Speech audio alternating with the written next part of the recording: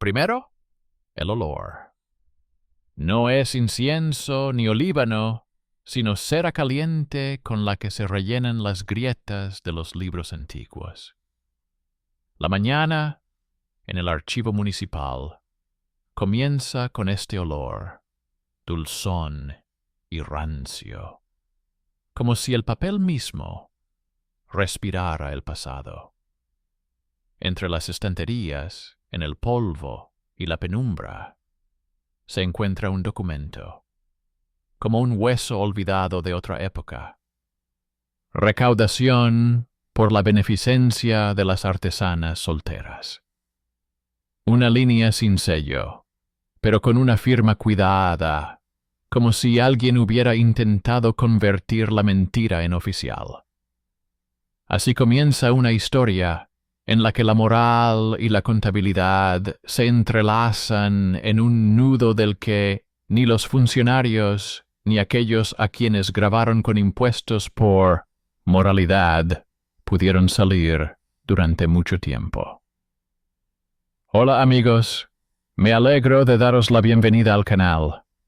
Me llamo Narrador, y hoy analizaremos uno de los casos más extraños y preocupantes de recaudación de impuestos urbanos de la Baja Edad Media.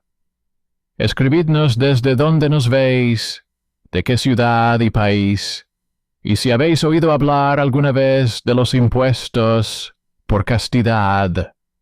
Ahora poneos cómodos, que vamos a empezar la investigación. Que disfrutéis de la escucha. La ciudad donde ocurrió todo esto no era la capital, ni era famosa por sus grandes catedrales. Era un centro comercial rodeado de molinos, patios pintados y talleres de tejedores. Las mujeres trabajaban aquí al igual que los hombres, hilaban, teñían y cosían. Muchas de ellas no tenían marido. No porque rechazaran la familia, sino porque el oficio era su vida y su medio de subsistencia. Pagaban impuestos como artesanas, se afiliaban a gremios y se sometían a sus estatutos. Pero una vez, a principios del siglo XVI, comenzaron a recibir nuevos recibos con las palabras por la protección de las buenas costumbres y la castidad. La suma era pequeña, pero el significado en sí mismo parecía ofensivo, como si una mujer soltera fuera sospechosa. Las primeras quejas fueron discretas. Algunos pensaban que era una broma, otros un malentendido, pero los recibos se repetían, con nuevas fechas y nuevos sellos. En ellos se indicaba que la tasa se había establecido por decisión del barrio, como si la propia ciudad hubiera delegado la moralidad en un grupo concreto de funcionarios. En los archivos se conservan los registros. El mismo escribano los redactaba para decenas de artesanas, cambiando solo el nombre y la cantidad. Abajo había una nota: a favor del hospital benéfico. Así, en la contabilidad se unieron por primera vez la vergüenza y la caridad en una sola partida del presupuesto. Una tejedora llamada Elsbiet, que vivía en el barrio bajo, no se lo creyó. Conocía los estatutos, sabía leer y llevaba sus propios registros de ingresos. En los antiguos compendios de la ciudad, publicados aún bajo el mandato del anterior magistrado, no había nada parecido. Allí figuraban los impuestos habituales, por el banco, por el puesto en el mercado, por el uso del agua, por la guardia nocturna, pero no por costumbres. Elsbiet comparó las formulaciones y vio una incongruencia. En los libros oficiales, el impuesto se denominaba contribución a favor de las instituciones comunitarias, sin indicar el sexo ni el estado civil. Esto significa que alguien cambió la formulación y comenzó a recaudar dinero bajo la apariencia de la antigua ley. Cuando intentó averiguar quién lo hacía, la enviaron a la oficina, donde había 3 contables y un recaudador. Allí le mostraron un registro con la nota, basado en la resolución del Consejo de Bienestar. Pero este consejo, según se descubrió, solo existía sobre el papel. No figuraba en los archivos, y las firmas de los documentos pertenecían a personas que habían fallecido hacía varios años. Esa fue la primera pista. Un contable fantasma creado para justificar la recaudación. El magistrado al que acudió respondió de forma evasiva. Allí decían que las tradiciones del barrio permitían recaudar fondos para el hospital por cualquier medio. Decían que, en otros tiempos, las mujeres solteras realmente hacían esas contribuciones por respeto a la ley divina sobre el matrimonio. Pero no se encontró ninguna carta ni ninguna ordenanza municipal que lo confirmara. Solo leyendas sobre doncellas mancilladas, a las que supuestamente se castigaba con una moneda de plata por no haber encontrado marido antes de los 25 años. Leyendas, no leyes. Y, sin embargo, estas leyendas resultaron convenientes para el magistrado.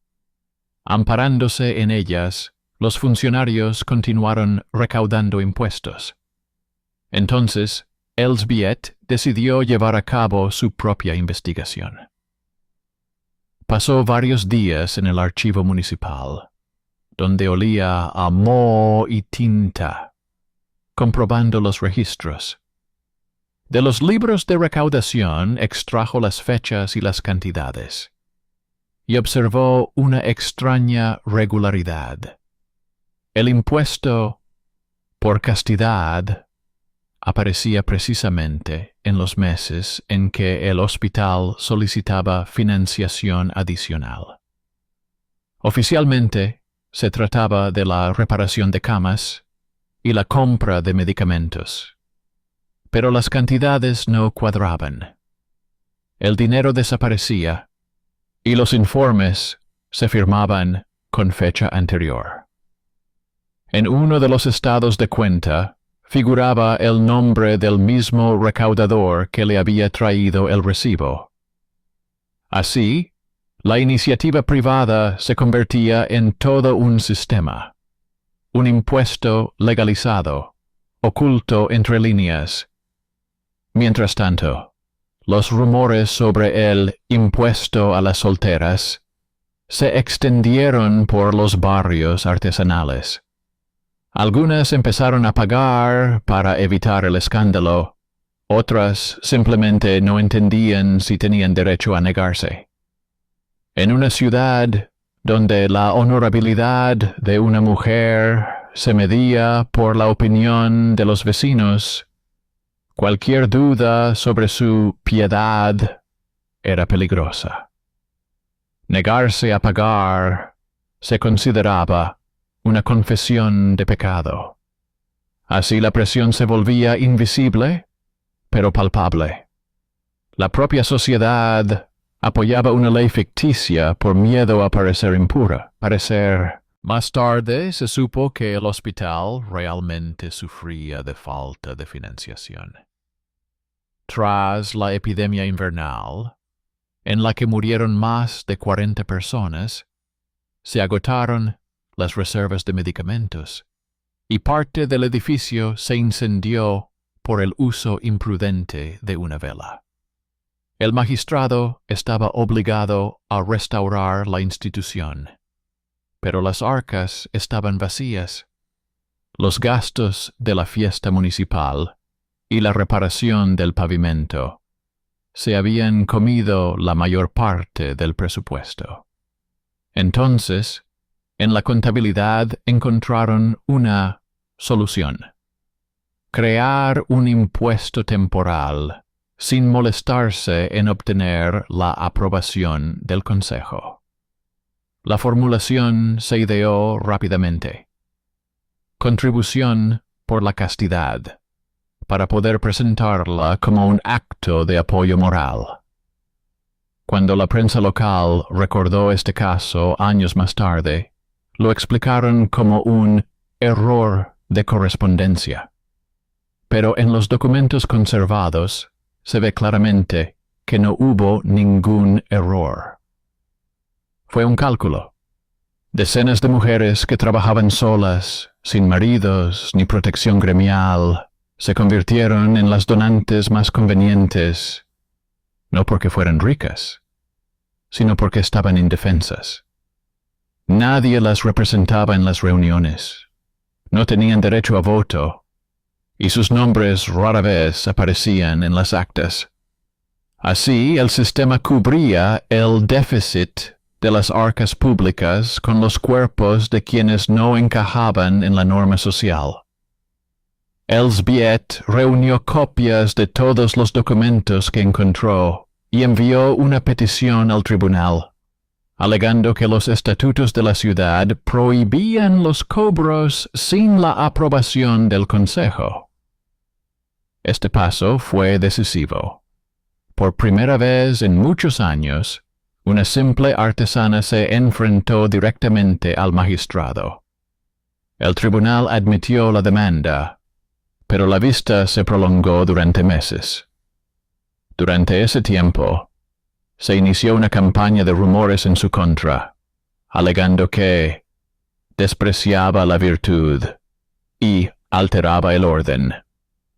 Así, la moral volvió a convertirse en un arma dirigida contra quien intentaba demostrar la verdad con un documento. Cuando finalmente comenzó el proceso, los jueces descubrieron un detalle interesante.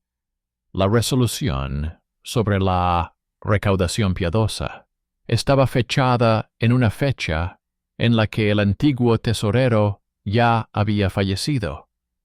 Esto significaba que la firma que figuraba en ella era falsa. La investigación reveló que la contabilidad había utilizado documentos falsos para tapar el agujero en el presupuesto del hospital. Uno de los escribanos reconoció que actuó por orden de sus superiores, pero el nombre de esos superiores nunca se reveló. El magistrado se apresuró a declarar que todo se trataba de una iniciativa privada que se había salido de control. Sin embargo, en los libros de la ciudad quedaron rastros, líneas en las que la palabra moralidad aparecía junto a las sumas y las fechas. Más adelante, la historia se convirtió en algo más que una simple disputa sobre los impuestos. Mostró cómo los conceptos religiosos se convertían en instrumentos financieros. La Iglesia ya estaba perdiendo influencia en cuestiones de administración municipal, pero el lenguaje de los sermones seguía siendo conveniente para las autoridades. Era más fácil hablar de moralidad que de bancarrota. En los sermones se hablaba realmente del deber de pureza y del apoyo a las buenas obras, pero ninguno de ellos suponía el cobro de dinero. Se trataba de una manipulación. Sustituir la culpa espiritual por la material y convertir así la conciencia en una fuente de ingresos. Cuando el tribunal dictó su sentencia, la formulación fue cautelosa. Reconocer que la recaudación no se ajusta a los estatutos, anularla y ordenar el establecimiento de un sistema transparente de contribuciones voluntarias.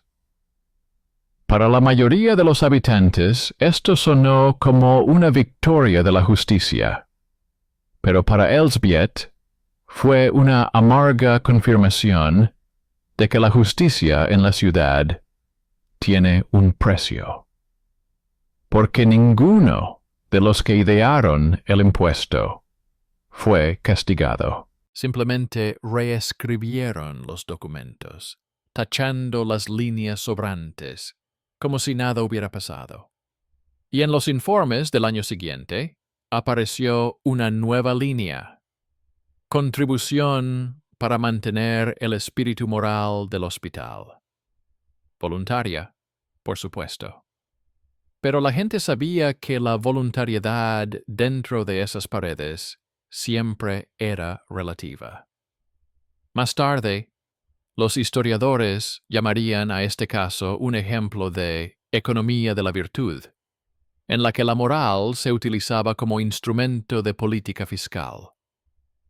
En diferentes ciudades de Europa se encontraron esquemas similares: impuestos a las viudas, tasas por la limpieza de las calles, derechos por la bendición del matrimonio. Todos ellos se disimulaban con palabras piadosas, pero en esencia servían para tapar los agujeros de los presupuestos. Así, la retórica religiosa se convirtió en lenguaje contable y la fe en fuente de ingresos.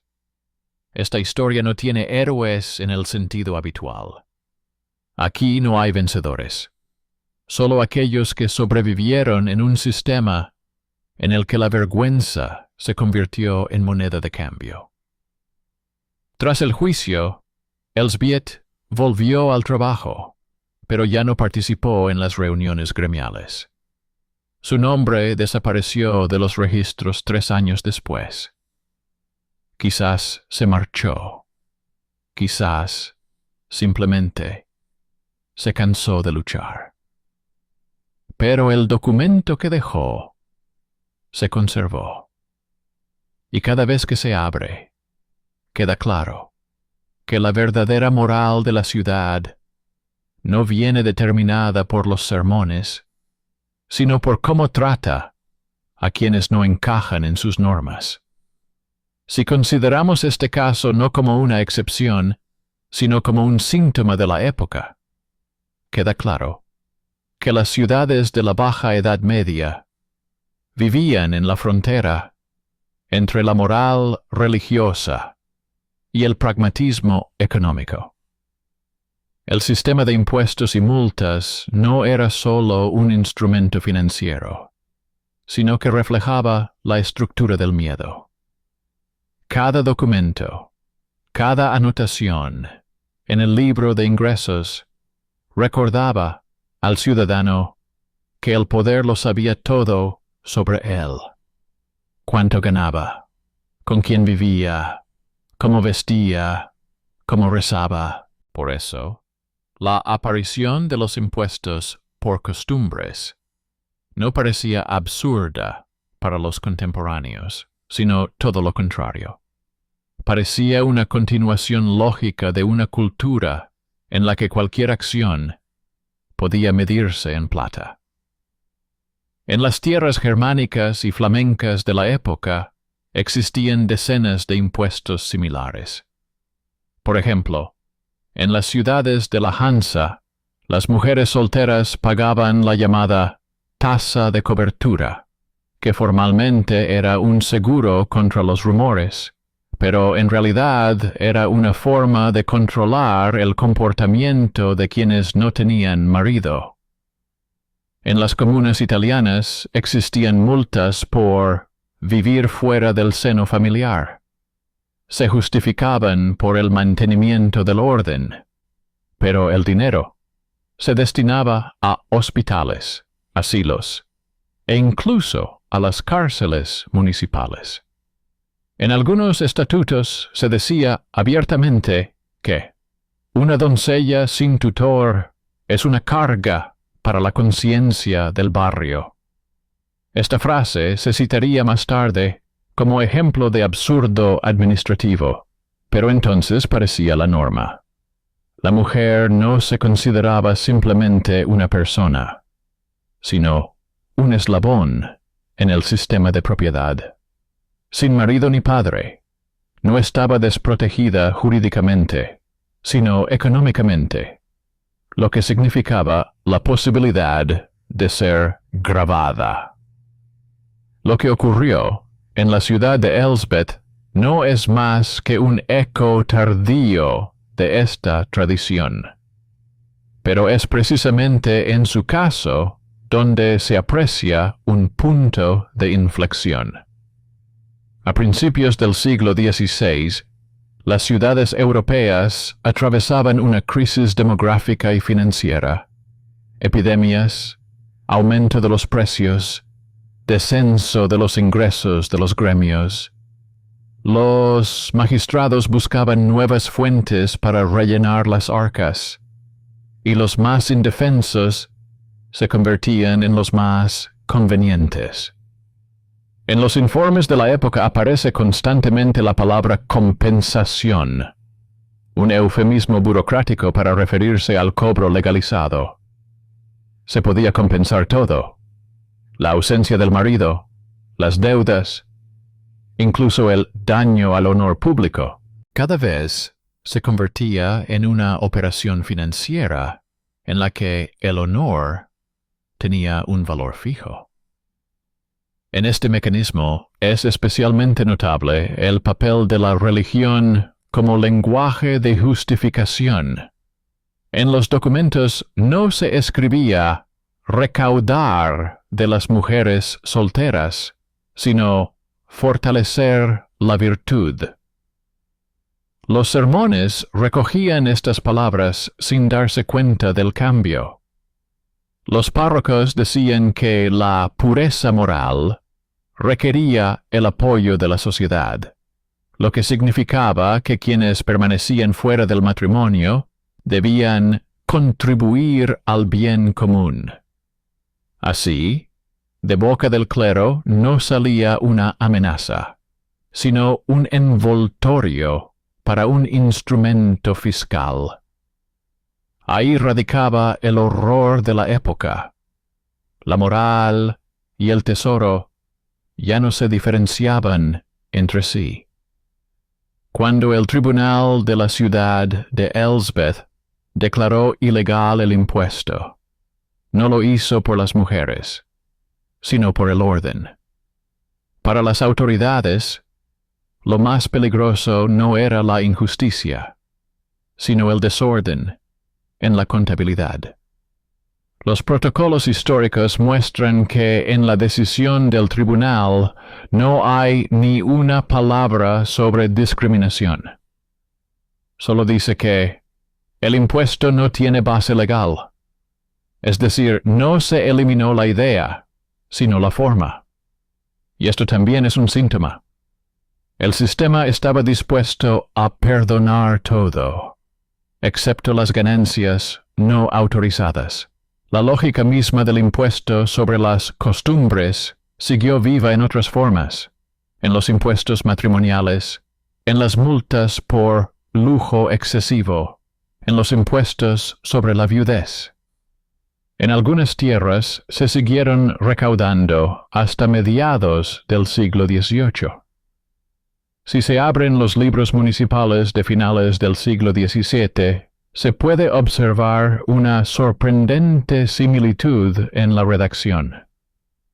En uno de los archivos alemanes se conserva una resolución sobre el mantenimiento del orden espiritual, en la que se dice que las viudas y las solteras que disfruten de libertad pagan una cuota anual para la construcción de casas de beneficencia.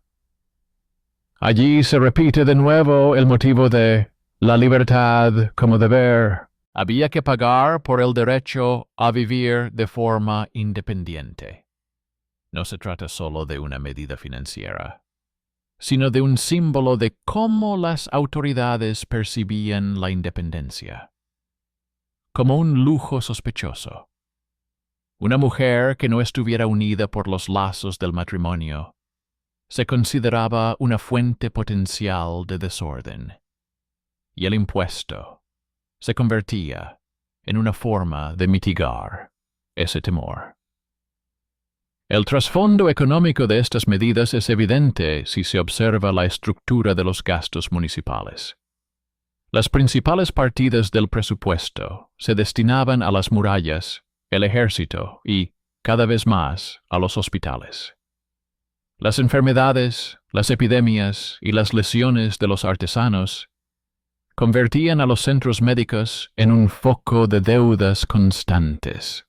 Los hospitales de aquella época no eran lugares de curación en el sentido moderno, sino refugios para los pobres, los ancianos y los moribundos. Su mantenimiento recaía sobre la ciudad, y la caridad de los ricos se agotaba rápidamente. Por ello, los funcionarios buscaban fundamentos morales para recaudar impuestos, con el fin de obligar a pagar a quienes no tenían voz.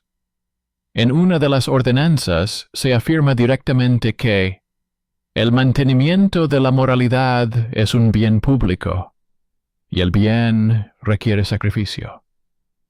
Así la moral se convirtió en una coartada legal para la explotación financiera. Pero, ¿por qué precisamente las solteras? La respuesta no reside en la religión, sino en la estructura de la propiedad. En la mayoría de las ciudades, los bienes de la mujer pasaban automáticamente al control del marido tras la boda. Si no había matrimonio, la mujer seguía siendo formalmente propietaria de sus bienes. Esto asustaba al sistema. Los activos incontrolables, aunque fueran pequeños, significaban imprevisibilidad. Los magistrados trataban de recuperar el control mediante impuestos, multas y prescripciones. Por lo tanto, el impuesto por castidad no era un castigo por el pecado, sino una forma de devolver el capital al control del poder. Una mujer soltera que poseía un taller o una tienda se consideraba un precedente peligroso, una unidad económica sin tutor. Los historiadores de las universidades de Gotinga y Bolonia, que estudiaron los archivos municipales, señalan la sorprendente estabilidad de esta lógica. En diferentes países, con diferentes formas de gobierno, el poder inventaba una y otra vez nuevas formulaciones para un viejo temor. En Italia se llamaba contribución por la virtud, en Francia, apoyo a la virginidad, y en los territorios alemanes, impuesto por la pureza. Las cantidades variaban, pero el significado era el mismo. La sociedad exigía a las mujeres, o bien la sumisión al matrimonio, o bien el pago de un rescate por su independencia.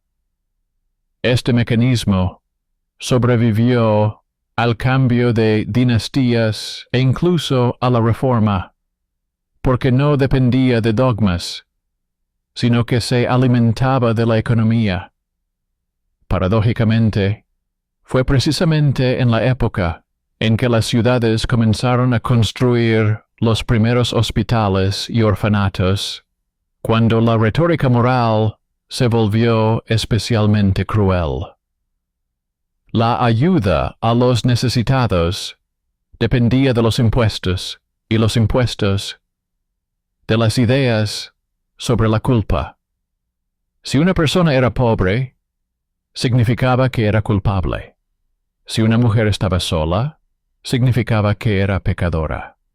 Si alguien no encajaba en el sistema, significaba que debía pagar.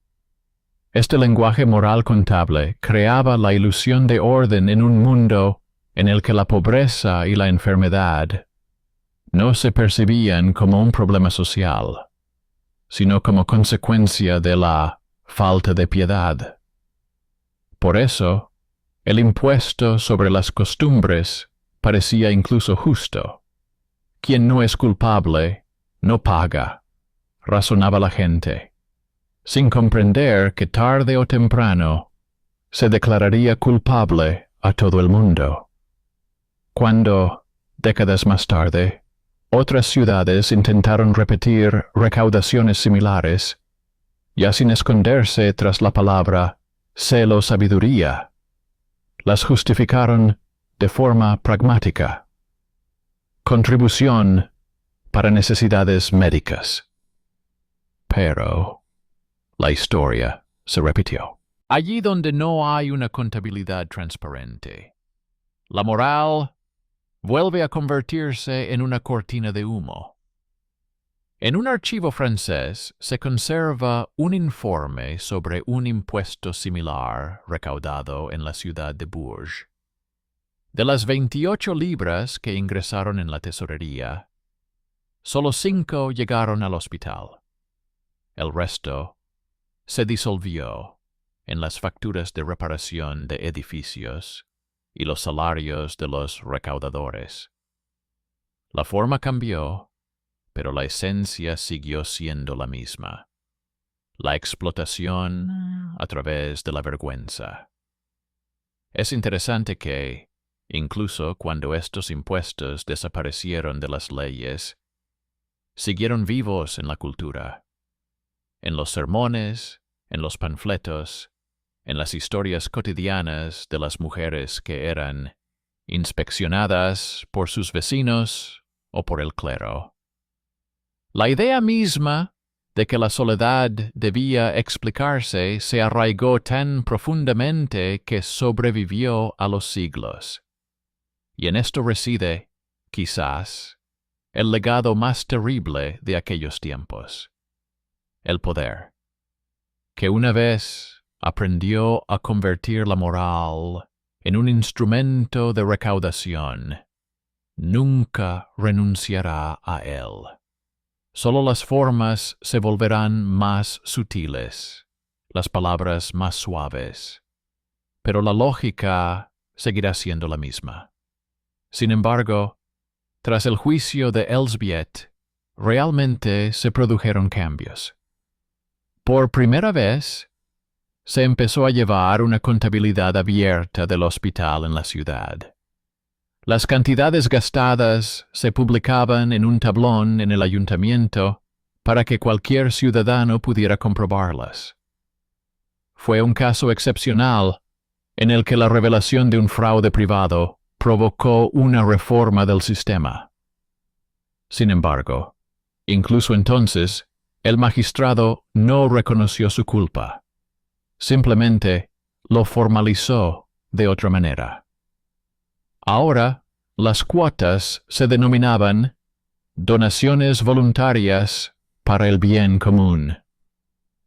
Voluntarias, pero los recaudadores seguían yendo de casa en casa, recordando quién había pagado y quién eludía su deber público. Así, la victoria se convirtió en un compromiso. Desde un punto de vista histórico, este caso es interesante no solo como drama social, sino también como ilustración de cómo los mitos se convierten en leyes. El mito del impuesto por la castidad no surgió de la nada, sino que se desarrolló a partir de decenas de pequeños trucos administrativos, de antiguas disposiciones que nadie había derogado, sino que simplemente se habían reescrito para adaptarlas a las nuevas necesidades. Cuando los historiadores dicen que la Edad Media fue una época de supersticiones, rara vez especifican que las principales supersticiones no nacieron en el mercado, ni en las tabernas, sino en las oficinas. Allí donde el papel convertía los rumores en normas, y la firma convertía la ficción en ley. A finales del siglo XVI, cuando las guerras religiosas asolaban toda Europa, el tema de la virtud femenina se volvió aún más rentable. Los predicadores de ambos bandos, tanto católicos como protestantes, la utilizaron como símbolo de superioridad moral. Para las ciudades, esto significó una nueva ola de recaudaciones y multas, ahora en defensa de la verdadera fe. Bajo estas consignas, se volvió a recaudar dinero y se volvieron a crear consejos y comisiones ficticios. Así, en un cantón suizo, en 1589 se creó un comité de castidad que recaudaba donaciones para casas de arrepentimiento. 5 años después, el comité desapareció, pero las cuentas permanecieron, con las mismas firmas que los impuestos habituales. La moral volvió a servir de pantalla para el presupuesto. Elsbeth llevaba mucho tiempo muerta, pero su nombre se convirtió en un símbolo en las crónicas. Las leyendas urbanas hablaban de la tejedora que venció al magistrado. Su imagen se utilizó más tarde, cuando se luchó contra otros impuestos. Así, el documento se convirtió en un mito, con un significado opuesto. Si antes la mentira se convertía en ley, ahora la verdad se convertía en leyenda. Y hay algo de justo en ello. Aunque el poder sea capaz de falsificar firmas, no puede reescribir la memoria de las personas. Después del juicio, la vida en la ciudad pareció volver a la normalidad. Pero la sombra del impuesto a la castidad permaneció durante mucho tiempo en las calles, en las conversaciones e incluso en los registros de los comerciantes. Las mujeres de los barrios artesanales comenzaron a firmar los documentos con más cautela, temiendo que cualquier firma pudiera ser motivo para un nuevo cobro. El magistrado aseguró que ahora todo estaba bajo control, que la contabilidad era transparente y que no habría más abusos. Pero la memoria de la gente, especialmente de aquellos a quienes se obligó a pagar bajo amenaza de deshonra, no se borró tan rápido como los libros de contabilidad.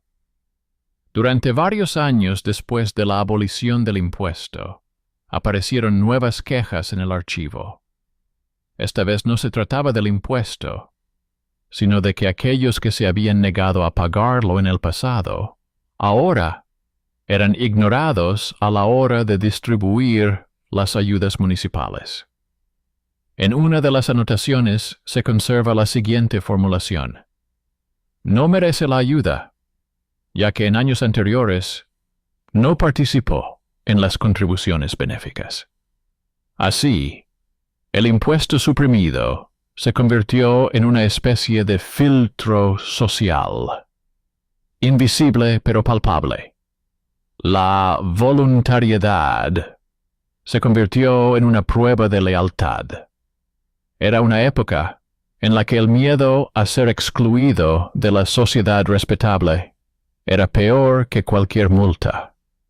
La reputación lo decidía todo. ¿A quién se le confiaría un trabajo? ¿Quién obtendría un puesto en el mercado, cuyo nombre se inscribiría en los libros del gremio? Tras el caso de Elsbeth, el concepto de participación moral se convirtió en una moneda no oficial. Los funcionarios, deseosos de mantener el control, encontraron una nueva herramienta: las listas de personas de confianza. No tenían fuerza de ley, pero de ellas dependía demasiado. Entrar en la lista significaba tener una oportunidad de defenderse. Quedarse fuera significaba ser eliminado no solo de la contabilidad, sino también de la vida social. El hospital que desencadenó todo el escándalo fue reconstruido 2 años después. Se pintaron sus paredes, se repararon las camas y se colocó un cartel en la entrada con la inscripción: mantenido con fondos de ciudadanos benévolos. Nadie especificó de qué fondos se trataba ni en qué circunstancias se recaudaban. En uno de los informes se conserva una nota que indica que parte de las donaciones procedían de las tejedoras. Era una forma velada de decir que el antiguo impuesto simplemente había renacido con un nuevo nombre. Sobre el papel, todo parecía respetable. En lugar de impuesto, ahora se decía donación. La diferencia era puramente semántica, pero el significado seguía siendo el mismo. Entre las mujeres de la ciudad se afianzó una extraña sensación. Para evitar sospechas, había que pagar al menos simbólicamente. Así se formó la cultura del rescate, un ritual en el que las personas aportaban ellas mismas una moneda para no entrar en la categoría de desviadas. Incluso décadas después, esta costumbre se mantuvo en forma de donaciones para velas o para decorar el altar, formalmente voluntarias, pero esperadas de todas las mujeres solteras de los barrios artesanales. Ya nadie recordaba el juicio, la decisión, el impuesto anulado. Todo se disolvió en la costumbre, y la costumbre en el silencio. Los escribanos de la nueva generación, al examinar los libros antiguos, notaron una característica interesante. Las páginas en las que se mencionaba el impuesto por la castidad habían sido cuidadosamente reescritas o cubiertas con cera. Era una práctica habitual de corrección. Pero, si se miraba con atención, se podían ver las huellas de las palabras anteriores bajo una fina capa de nueva tinta. En uno de los volúmenes, bajo la frase contribuciones voluntarias, se podían ver las letras del antiguo término impuesto. Los historiadores dirán más tarde que este documento es el mejor símbolo de la época, una capa de cera bajo la que se esconde lo que es incómodo reconocer. La Iglesia, al darse cuenta de que el tema de la piedad femenina suscitaba controversia, lo tomó bajo su control.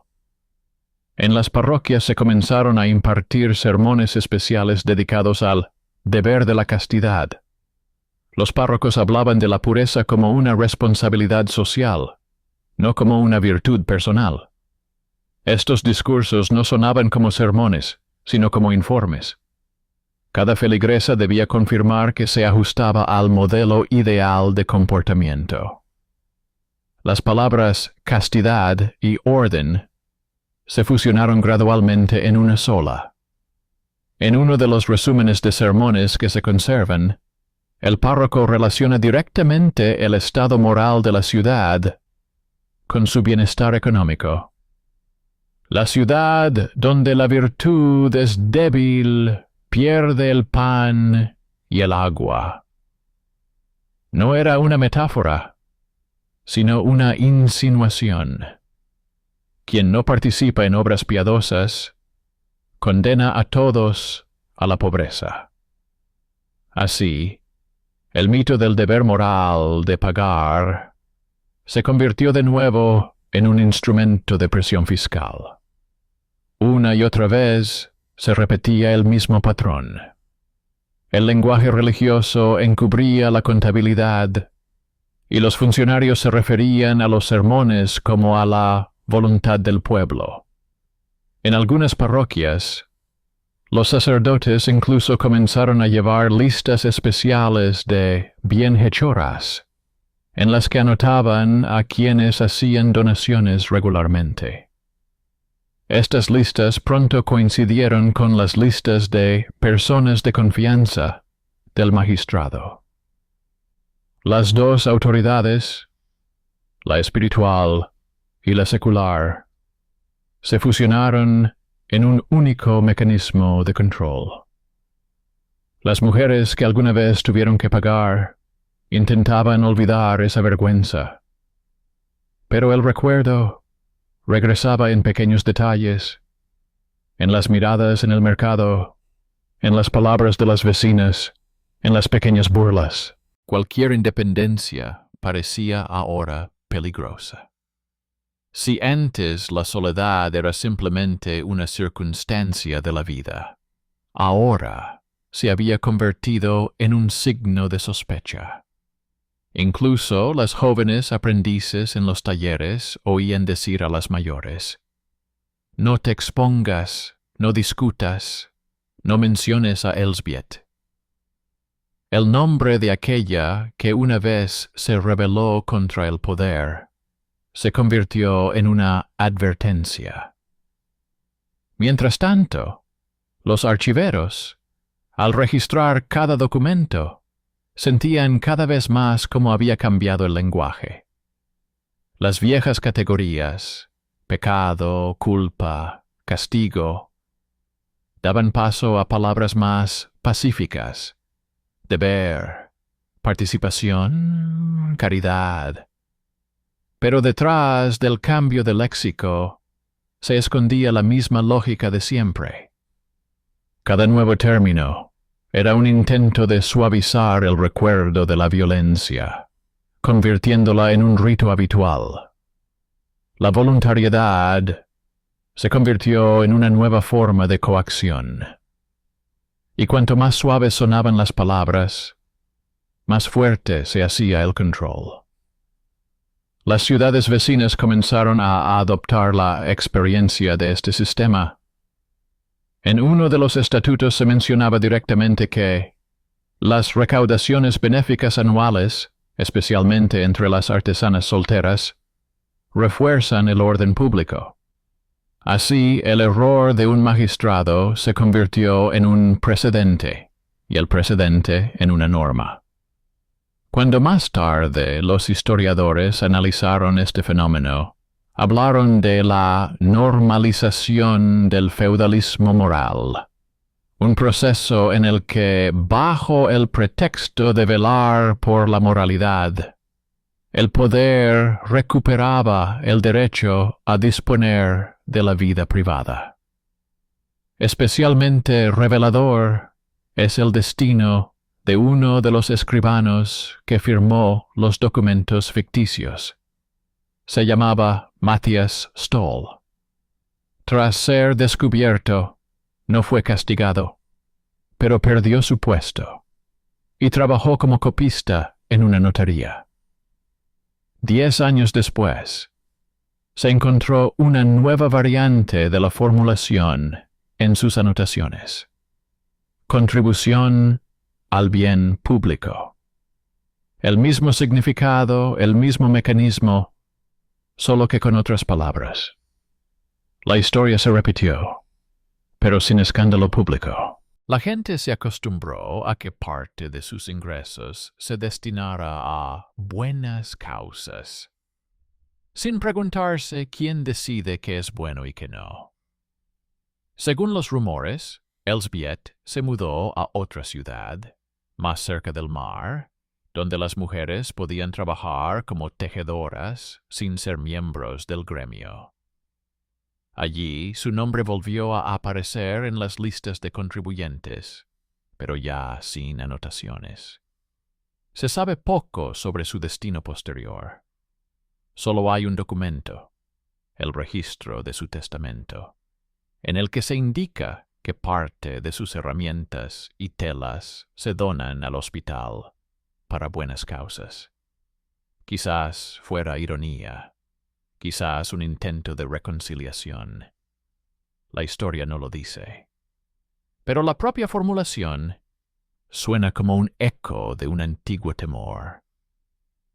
Incluso al morir, una persona no podía evitar la necesidad de demostrar su virtud mediante una donación. A principios del siglo XVII, el impuesto por la castidad desapareció definitivamente de los documentos. Pero la idea misma de que la virtud se puede medir con dinero no desapareció.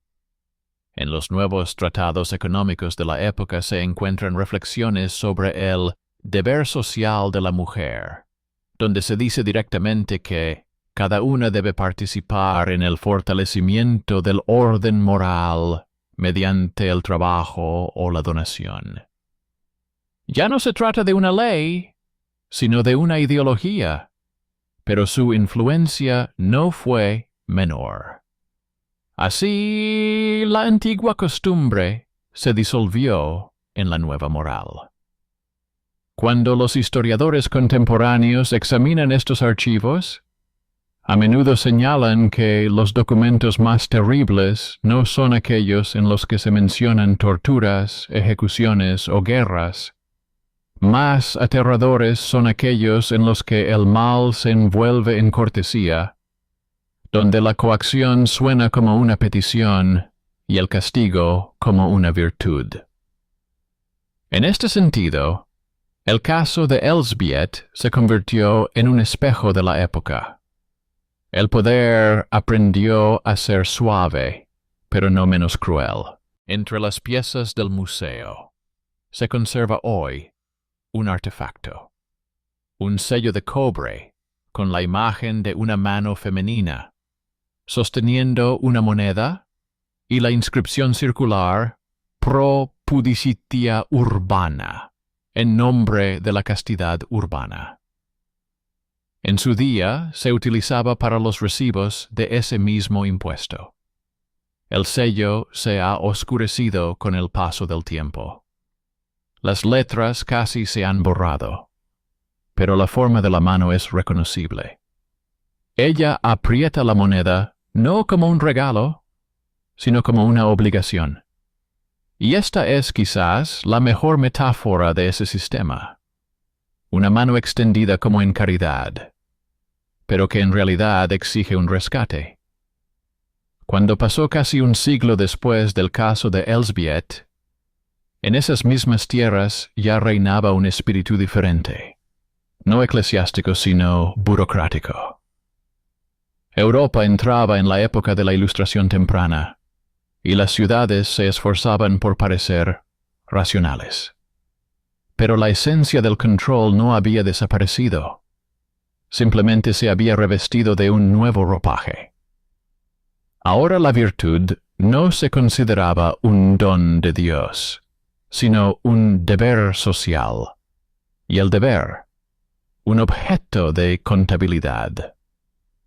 La moral bajó de los púlpitos a las oficinas, y con ello, los viejos conceptos adquirieron una nueva forma. En lugar del impuesto por la castidad, aparecieron los fondos de asistencia moral, las contribuciones civiles y el apoyo a instituciones decorosas. Uno de los primeros ejemplos de ello fue la ordenanza de la ciudad de Lübeck de mediados del siglo XVII. En ella se decía que, para fortalecer la moralidad de los ciudadanos, se crea un fondo de asistencia social, al que todos los que vivan solos o sin obligaciones familiares deben aportar una cuota anual. La formulación parecía neutral, casi contable, pero el significado era el mismo. La soledad volvía a estar sujeta a un tributo. Ahora no se trataba de un pecado, sino de una incongruencia con el papel social. Si no alimentas a una familia, debes alimentar a la institución. Por primera vez, la moral se convirtió en una forma de estadística. Se empezó a contar a las personas no por sus nombres, sino por categorías: casados, casadas, viudos, solteros. En las tablas, estas líneas iban seguidas de sumas. Era una nueva ciencia, la aritmética moral, como se la llamaba en los informes.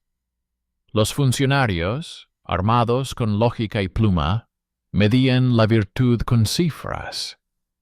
Todo aquel que se desviaba de la norma se convertía automáticamente en objeto de observación y fuente de ingresos.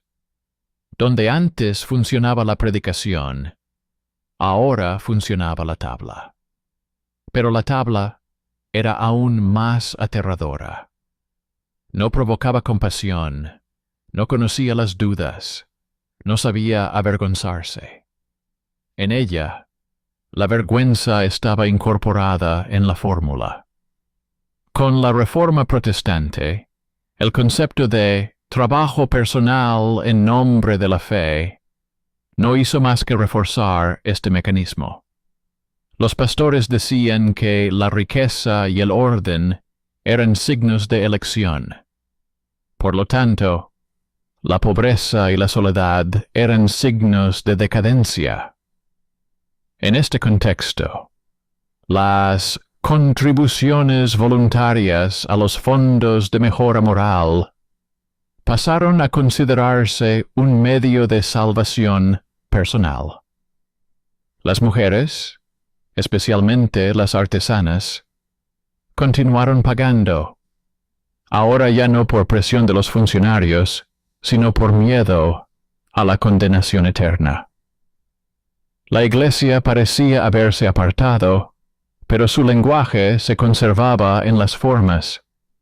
Incluso la propia palabra castidad fue sustituida por beneficio público, pero el significado permaneció inalterado. Había que pagar por el derecho a ser reconocida como virtuosa. A principios del siglo XVIII, estos fondos se extendieron por todo el norte de Alemania y los Países Bajos. Estaban gestionados oficialmente por consejos de benefactores, pero controlados por el magistrado. Cada año se publicaban informes con las cantidades exactas de las donaciones y los apellidos de los donantes.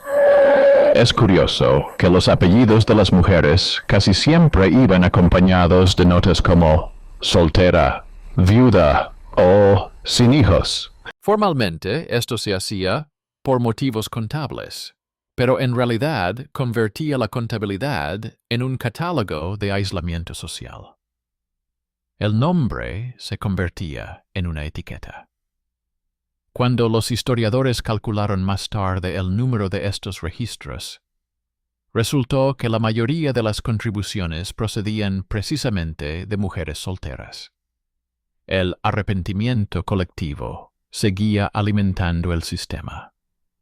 En los países católicos, el mecanismo funcionaba de otra manera, pero el objetivo era el mismo. Allí se crearon fondos de protección de las doncellas en los monasterios y catedrales. Formalmente, estaban destinados a ayudar a las jóvenes de familias pobres para que pudieran casarse o ingresar en un convento. Pero parte de los fondos se recaudaban a través de impuestos especiales, similares a los antiguos impuestos por la castidad. En Nápoles, por ejemplo, a principios del siglo XVIII, existía un impuesto llamado Contributo di Virtù, contribución a la virtud. Lo pagaban las viudas y las mujeres solteras que poseían tiendas o casas. Los fondos se destinaban al mantenimiento de los asilos, pero los informes muestran que la mayor parte de los gastos se destinaban a los salarios de los funcionarios. Allí donde una vez se inventó la excusa de la moral, la corrupción se convirtió casi en una virtud, En los mismos libros se pueden encontrar otros ejemplos. La contribución a los monasterios de penitentes, veneciana. La contribución a la educación de las doncellas, florentina. Y la contribución al voto de pureza romana. Todos ellos son nombres diferentes para un mismo fenómeno. Los intentos de convertir el control sobre las mujeres en una fuente de ingresos estable. Lo más paradójico es que todas estas instituciones se crearon formalmente en nombre de la protección de los débiles. Nadie se consideraba un criminal. Todos creían que servían al bien. Ahí radicaba la principal fuerza de tales sistemas. El mal no necesitaba justificación, parecía orden. El poder secular, al observar el éxito de las iniciativas eclesiásticas, comprendió rápidamente que la moral se podía monetizar tan bien como la sal o el vino. En algunos principados aparecieron fondos de sobriedad pública y comisiones de buenas costumbres, a las que se nombraba a antiguos recaudadores de impuestos. Su trabajo consistía en vigilar la caída de la disciplina y imponer multas simbólicas por actos indecentes. Las multas se destinaban al mismo presupuesto municipal. Así, la moralidad se convirtió en otra fuente de ingresos, igual que los derechos de mercado o de molino. Es curioso que precisamente en este periodo apareciera la expresión economía de la virtud. La utilizó por primera vez un jurista alemán en un tratado sobre los gastos municipales.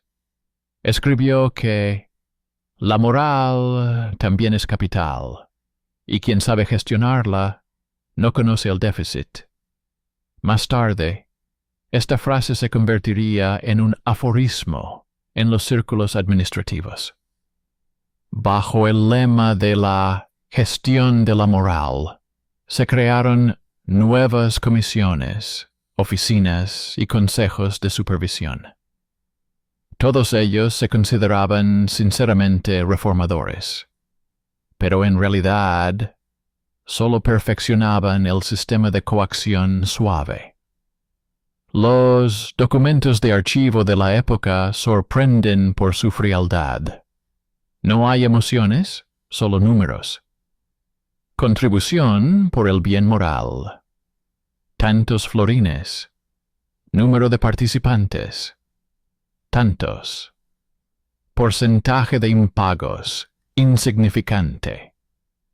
Ni una sola palabra sobre lo que hay detrás de estas cifras, ni sobre la vergüenza, ni sobre el miedo, ni sobre las personas que pagaban, porque de otro modo no podían sobrevivir. La contabilidad sustituyó a la conciencia. Así nació el control administrativo moderno. Cuando la moral dejó de ser un asunto interno del alma y se convirtió en objeto de estadísticas. El caso de Elsbeth se recordaba a veces en las universidades, donde se enseñaba historia del derecho. Se citaba como ejemplo de regulación fallida de las costumbres. Los profesores hablaban de él con fría ironía, como de una curiosidad del pasado.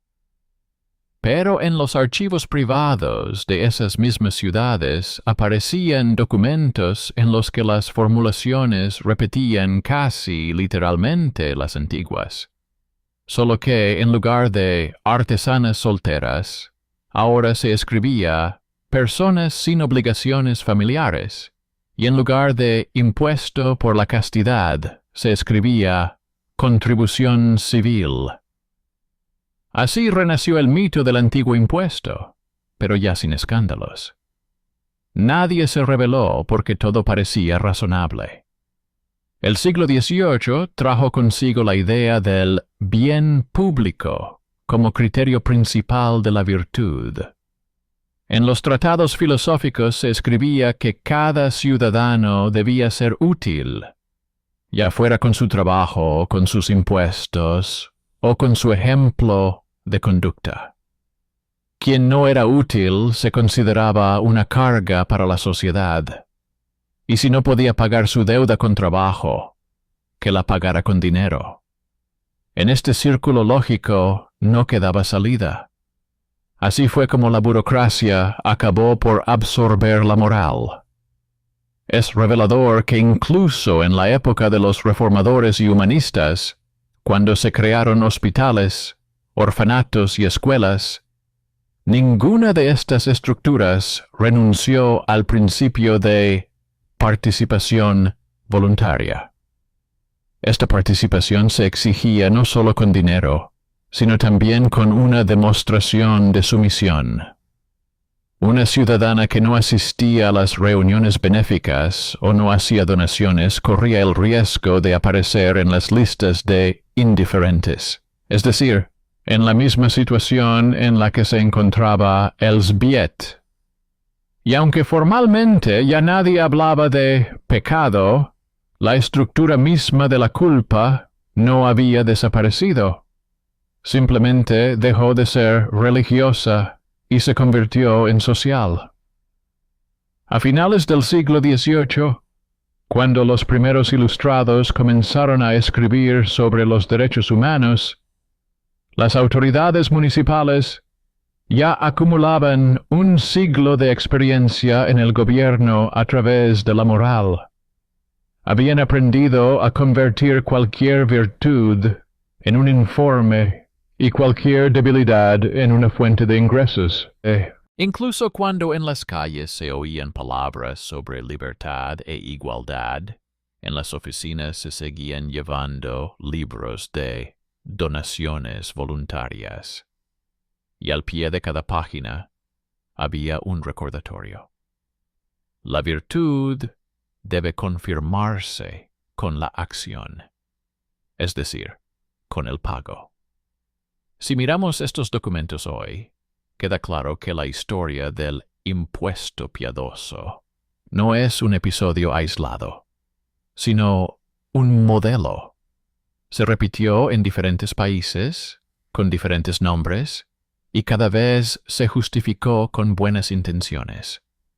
Al principio era una recaudación por la castidad, luego una contribución a la virtud, y después un impuesto para el bienestar. Pero la esencia seguía siendo la misma. La sociedad exigía un rescate por el derecho a ser respetada. Cuando Europa entró en la era de las fábricas, las chimeneas y los periódicos, parecía que la vieja moral había desaparecido junto con las ordenanzas eclesiásticas. Pero la contabilidad, al igual que la memoria, vive más que la fe.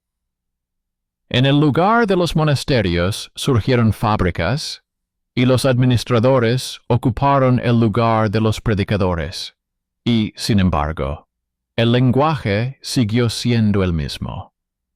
En lugar de las palabras castidad y pecado, aparecieron disciplina laboral y orden. Pero la esencia no cambió. El cuerpo del trabajador, especialmente el de la mujer, seguía perteneciendo al sistema, y había que pagar por desviarse de la norma. A mediados del siglo XIX, en los informes de las inspecciones industriales se pueden encontrar formulaciones familiares. La ayuda a las trabajadoras solteras se retiene del salario sobre la base de las normas de caridad de la fábrica. La fábrica ya no lo llamaba impuesto, lo llamaba autoayuda. Pero quien se negaba a pagar la contribución corría el riesgo de perder su plaza en la residencia o en la caja de enfermedad. Así, la antigua recaudación por moralidad se convirtió en una contribución por lealtad. Todo lo que antes se justificaba por motivos religiosos, ahora se justificaba por la lógica de la producción. Los historiadores de la era manufacturera lo llaman el segundo nacimiento de la moral a través del trabajo. En las fábricas se crearon comités femeninos de buena conducta, en los que las trabajadoras mayores vigilaban el comportamiento de las más jóvenes. Formalmente se dedicaban a la ayuda mutua, pero en realidad controlaban la vida privada. ¿Quién vivía con quién? ¿Quién recibía cartas? ¿Quién llegaba tarde después del domingo? Estos comités se financiaban con el llamado Fondo de Asistencia Moral, el mismo que antes se llamaba Impuesto por la Castidad. En los registros se conservaban las líneas: contribuciones voluntarias, donaciones de trabajadoras solteras. Voluntarias, pero obligatorias, como antes. A finales del siglo XIX surgieron en Francia las primeras asociaciones femeninas por la pureza de las costumbres. Luchaban contra la prostitución y la depravación sin matrimonio y recaudaban fondos para la reeducación de las caídas. Su lema sonaba noble, pero el mecanismo era el mismo: cuotas, informes, listas de participantes. Muchas mujeres trabajadoras aportaban dinero simplemente porque, de lo contrario, podían ser excluidas de la caja de ayuda mutua. Bajo la apariencia de una reforma moral, actuaba el mismo filtro social que en la ciudad de Elsbeth: paga y no te tocarán. En Gran Bretaña, la época victoriana convirtió la moral en una filosofía administrativa. Cada fábrica tenía un consejo de administración. Cada escuela parroquial tenía un fondo para doncellas de buen comportamiento. Las maestras solteras estaban obligadas a transferir parte de su salario a estos fondos para tener derecho a una pensión. Oficialmente, esto se explicaba por la preocupación por la dignidad femenina, pero la estructura misma repetía el modelo medieval: la virtud como abono. Si una mujer se casaba, no tenía derecho a la pensión, ya que pasaba a estar bajo la protección de su marido. Si se quedaba sola, tenía que pagar más. Incluso en la sociedad industrial, la soledad seguía considerándose una desviación que solo se podía corregir con dinero. En el continente, la situación no era más suave. En Prusia, el Estado heredó la lógica de la disciplina luterana y la extendió al servicio civil. Las funcionarias, viudas y maestras debían hacer una contribución anual al Fondo de Bienestar y Apoyo a las Mujeres. Esto se consideraba una señal de lealtad. En uno de los informes del año 1887 se dice claramente: la contribución fortalece el clima moral de la institución y previene la frivolidad.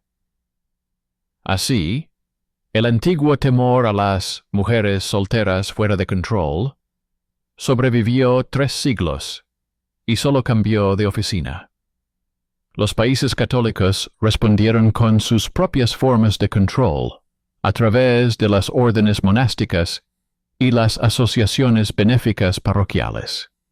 En Italia y España existían incluso fondos de buena reputación especiales, a los que las mujeres aportaban fondos para que su apellido no se asociara con la pobreza.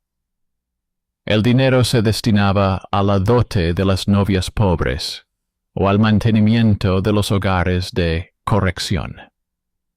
Las que no pagaban pasaban automáticamente a la lista de indiferentes. Una vez más, la voluntariedad se convertía en obligación y la vergüenza en una forma de control. A principios del siglo XX, cuando Europa atravesaba crisis industriales y guerras, la idea de las cuotas morales se transformó en un sistema de impuestos sociales. Los estados comenzaron a regular directamente la ayuda a las viudas y madres, creando fondos de apoyo.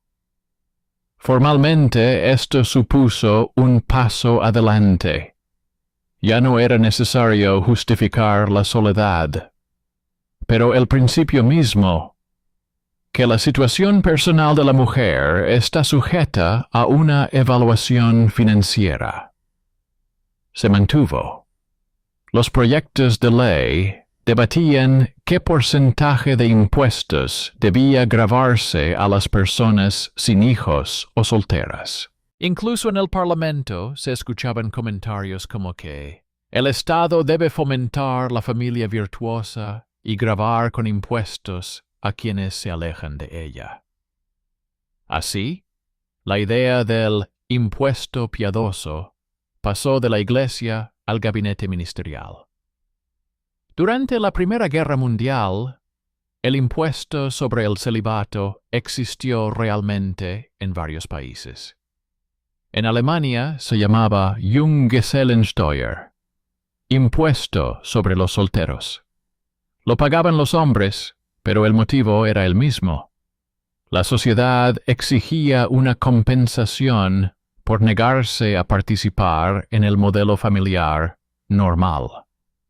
Las mujeres viudas, por su parte, estaban sujetas a impuestos adicionales para la defensa de la virtud, es decir, para el mantenimiento de refugios para las novias de los soldados.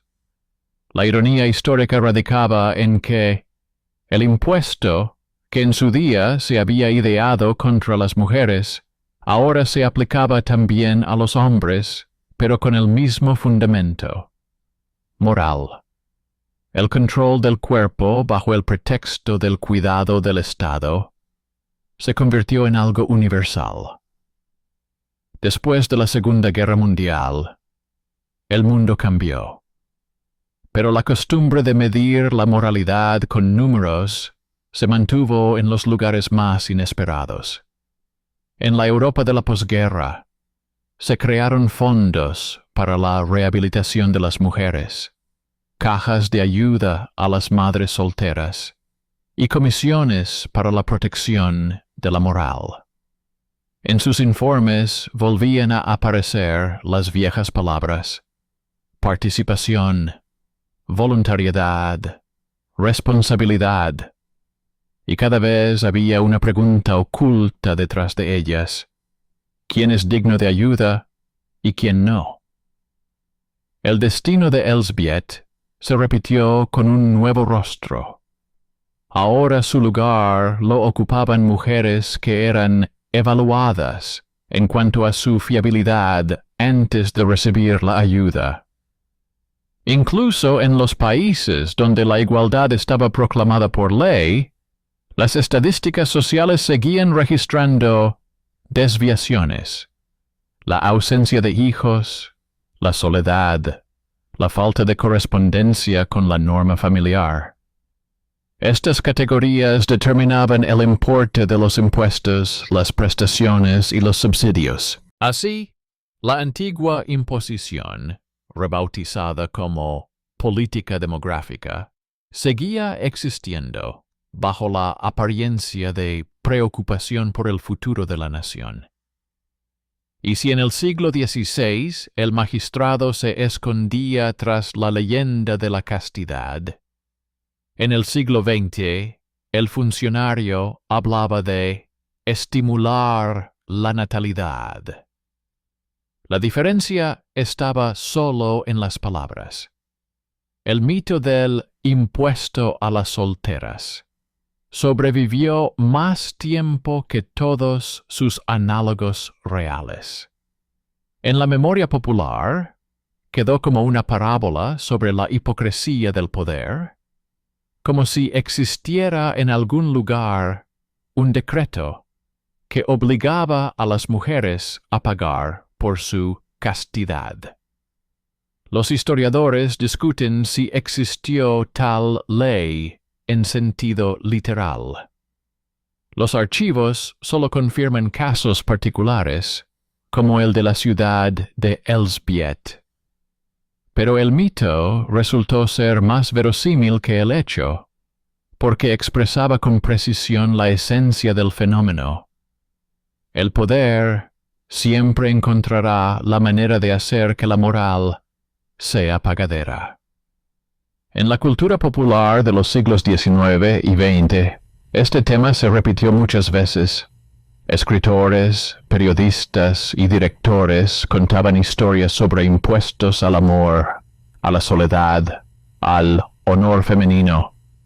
Cada vez, el público las percibía no como fantasía, sino como una verdad reconocible. En los periódicos aparecían artículos como «Se vuelve a introducir el impuesto sobre la castidad en Francia», que eran jocosos, pero inquietantes. La gente se reía porque sentía que la risa era la única defensa contra la vieja amenaza. Porque, aunque el impuesto hubiera desaparecido, la costumbre de las autoridades de valorar la virtud seguía existiendo. Hoy, cuando los archivos están digitalizados, los historiadores encuentran en los libros polvorientos rastros de estos impuestos, formulaciones poco claras, firmas cruzadas, sellos falsos. Los leen como síntomas de una época en la que la vergüenza era un término contable.